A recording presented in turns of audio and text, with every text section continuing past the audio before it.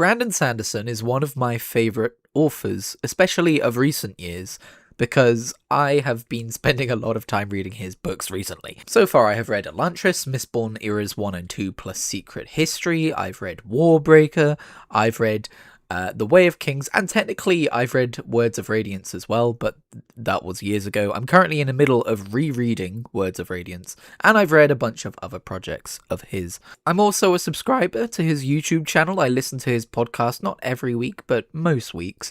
I watch his update videos. I follow the guy quite extensively, to the point where actually I've taken a bit of a break from reading Words of Radiance, and I've just now gotten back to it like a day before this news hit, but I was getting a little burnt out. Not because like the writing was bad or anything. Words of Radiance is widely regarded as the strongest book in the Stormlight Archive so far, right? But is when you read that many books back to back from the same author, you can get too immersed in their voice. But anyway, that's irrelevant. I'm back on the Stormlight Archive train now.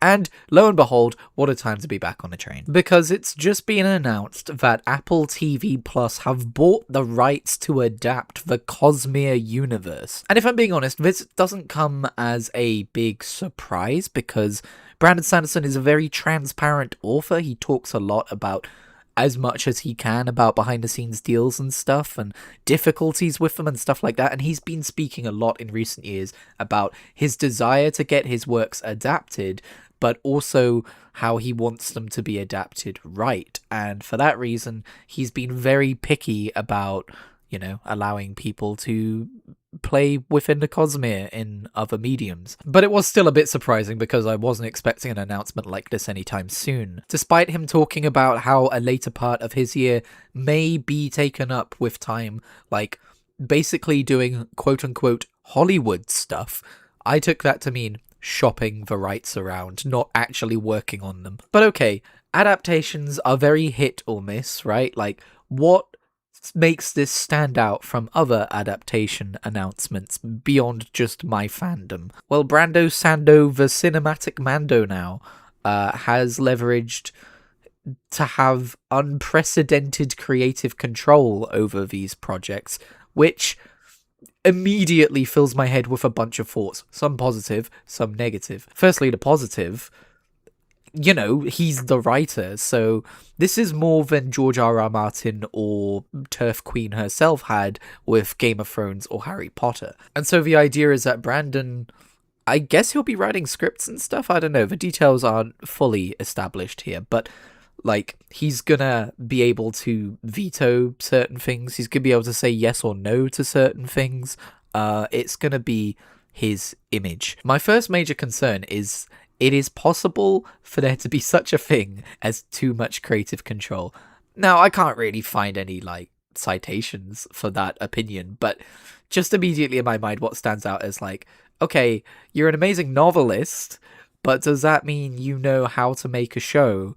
And like, what if you're too precious about including certain things from your original stories, which wouldn't necessarily be the right fit for a film or a show? I haven't even talked about what's what yet. We'll get to that. However, as an avid listener of Intentionally Blank, I can tell you that Brandon Sanderson has given a great deal of thought as to what makes a good adaptation. In fact, you know, looking back, it's probably why he made that episode. You can go back. I think it's literally called What Makes a Good Adaptation or whatever. But he talks in it about like Lord of the Rings and how certain scenes were taken out and a couple of scenes were added or tweaked in a way which made much more sense for the movie, because we don't get the internal monologues of these characters like you would when you're reading a book. You know, things need to be delivered in a different way. So he's clearly put a lot of thought into this, and that does give me hope that he's still the right man in terms of if he's going to write the screenplays or, you know, shape the movies and the show. But I think there will still be a temptation to meddle a little bit more than maybe you should. But I don't know, it's Brando Sando. We'll see how it turns out. You know, I'm optimistic. My second concern is just how much work that man has on his plate, because he's currently writing Ghostbloods, the third era of Mistborn, and he's got a fourth and potentially a fifth era of Mistborn to write, and he's got another 5 Stormlight Archive books to write, and he's got all these other projects that he wants to do as well, and now he's going to be spending a ton of time on these adaptations. one of the biggest issues facing George R.R. Martin is he spending too much time helping out on these adaptations of his works instead of writing new works. I don't think Brandon Sanderson is about to become a George R.R. Martin in terms of output. Don't get me wrong, I'm not stupid. But I'm just like, man, that's a lot of work. Like, I'm daunted and I'm not even him. But okay, let's talk more about the specifics. It's going to Apple TV Plus, which I've never subscribed to, but I want to at some point, because I hear that they've been doing amazing adaptations. First of all, I don't know if it's like I don't know if they're batting an average of 100 or however that metaphor works. I'm not American, but I know that they've been doing great stuff, and apparently the Foundation series starts rocky, but it gets better and stuff, and also like original series as well. I've heard Pluribus is amazing. I really want to watch that. So this is just making me go, oh, okay, if it was going to Netflix or Amazon Prime, honestly, I would be a little bit more concerned because they have more of a reputation for cancelling stuff. But maybe I just haven't been paying attention to the Apple Corner. Let me know if they do cancel a lot of stuff. But yeah, I don't know, man. But as for the details themselves of what's getting adapted, Mistborn is getting a series of feature films, and the Stormlight Archive is getting a show.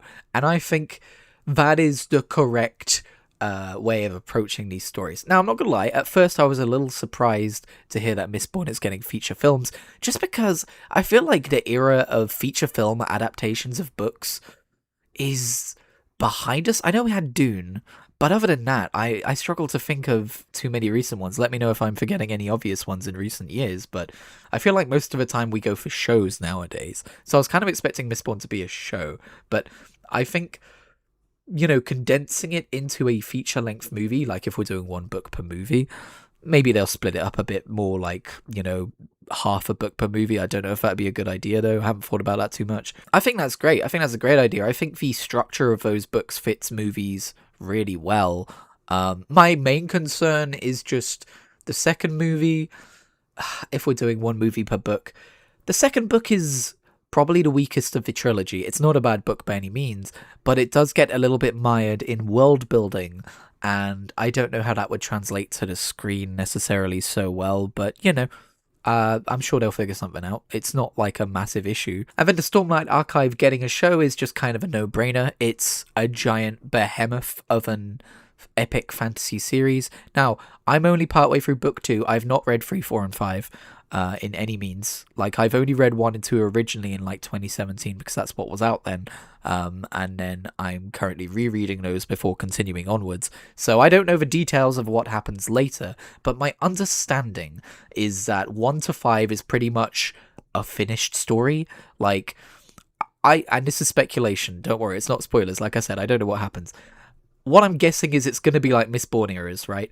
I'm guessing there's going to be a massive time jump of potentially generations with an almost entirely new cast of characters for books 6 to 10, but I could be wrong on that front. Don't let me know if I am. I want to discover that for myself. But from what I've heard of people who have read books 1 to 5, we should not be worried about them beginning a show for an epic fantasy series that won't be finished for another decade or two, because it could just, be a show that does books 1 to 5, and then later on, much later on, they could do a show that explores books 6 to 10 when those are finished. But yeah, okay, so we don't know if it's going to be live action or animated yet.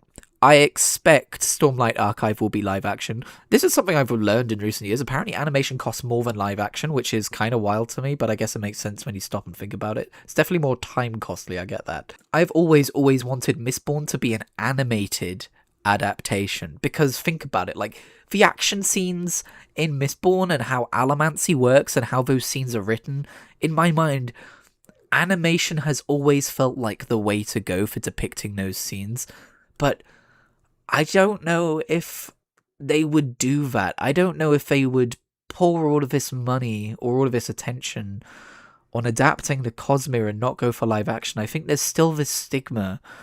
And Brandon Sanderson has even, said about some of this, I think he's come around a bit since, but he said he would prefer live action. And I don't know, I feel like it's going to be live action across the board, and I kind of wish it would be animated for Mistborn. I actually think that would be a superior method of telling the story, but, the fact that it's getting adapted at all is pretty cool. Now, I watch Daniel Green, okay? I'm a booktuber watching Andy. He said the opposite. He said he wants Stormlight Archive to be animated and Mistborn to be live action, which took me a bit by surprise. But then I've only read like the first two the first two Stormlight Archive books. Who knows? It might get a bit crazier in terms of weird action scenes later on, or there's stuff in Words of Radiance later on in the book that I'm not remembering. But I would prefer that to be live action personally, because there'll be more like standing around talking scenes, you know what I mean? And I feel like that stuff is more compelling in live action. Now, do I have any notions in who I would like to see cast in major roles? Not really. I'm not super into cinema and movies or even like shows, that kind of stuff.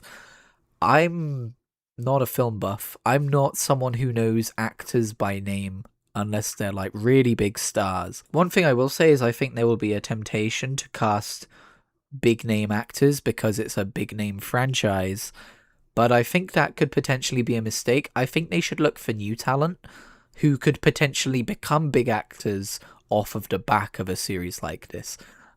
Maybe cast like a few big actors. Again, I've already mentioned, right, I don't just want to keep talking about him, but since I've already mentioned that I'm a Daniel Green watcher and I watched his video about this, he pretty much said the same thing, but I do agree with him, and this is an opinion I would have formed previously anyway. But yeah, you can have a few famous actors for older characters or like supporting roles, a bit like how in The Wheel of Time, which I've only seen season 1 of, you had the actor who played Roose Bolton. I don't know his name off the top of my head, I'm afraid, but he plays Rand's dad, Tam Al-4, which was a surprise to me, but I was like, yeah, okay, sure, let's do that. But the actor for Rand Al-4, forgive me if I'm wrong, but I don't think he was like a big actor when he got cast, and I think that was the right choice. The one thing I will say is Brandon Sanderson had a throwaway remark in a Q&A on a Dragonsteel Nexus panel recently. Is it Dragonsteel or just Nexus now? I don't remember. They changed it. Anyway, where someone asked him if he could have a role in a potential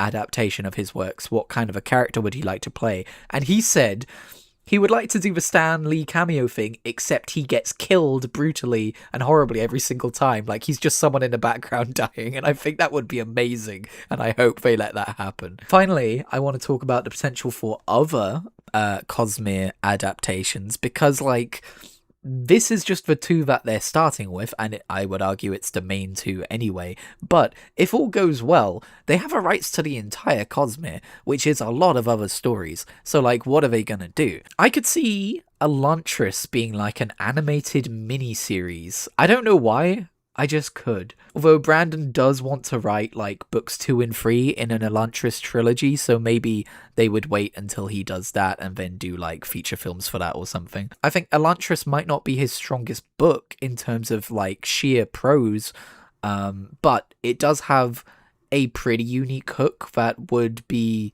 interesting to audiences who are not familiar with the Cosmere, and I think it could be a good time. I think Warbreaker would be a mistake if it wasn't done in an animated style, given how much of that story is centered around color and use of color, which you could do in live action, don't get me wrong, but come on, animation is right there, don't shun it. I haven't read any of the Secret Project books, so I can't give opinions on that.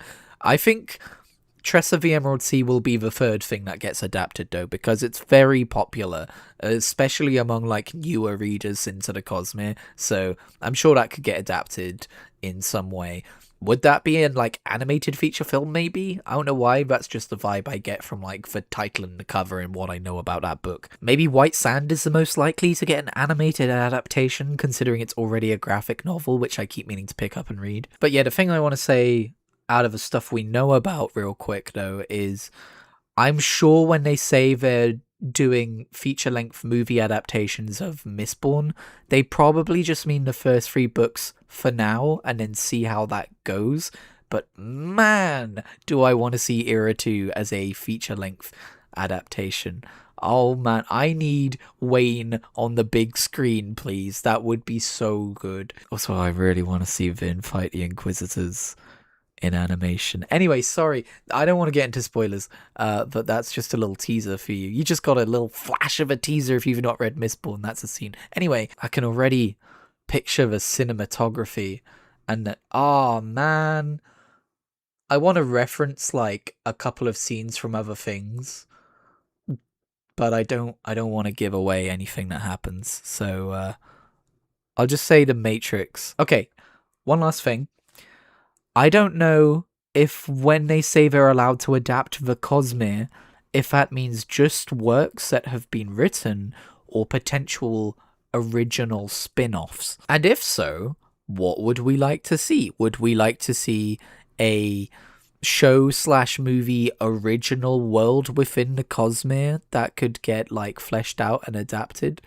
Also, would that be canon within the books, or would it be its own canon? That's another thing to think about, but that's a problem for a future time. I feel like since Brandon is kind of heading these projects, it would be canon across the board. But also, like, what if we got more stories within the worlds of Scadrial or Cell, or, you know, like, I'm sure there's plenty of history to be mined for the Stormlight Archive, although I feel like the way Brandon Sanderson writes, the history of a world is usually directly tied to the plot of the main series. So maybe not, I don't know. But I'm not all that familiar with Roshar yet, so if I were to equate it with something like The Wheel of Time, then like I would like a show that explores the events of the Trolloc Wars.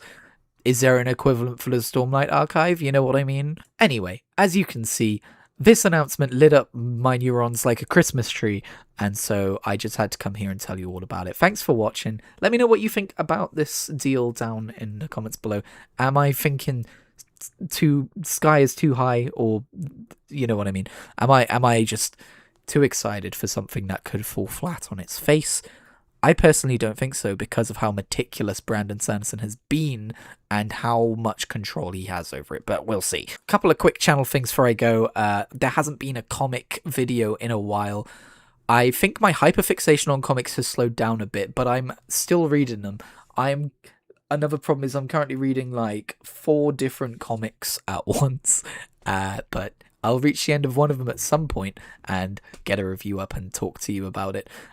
Also, I'm currently reading the first Witcher book, which is The Last Wish, and I'm probably going to finish that one, and I'm going to have a lot to say about it. So stay tuned for that video, and leave a like if you like this video, subscribe for more, and I will catch you in whatever I make next.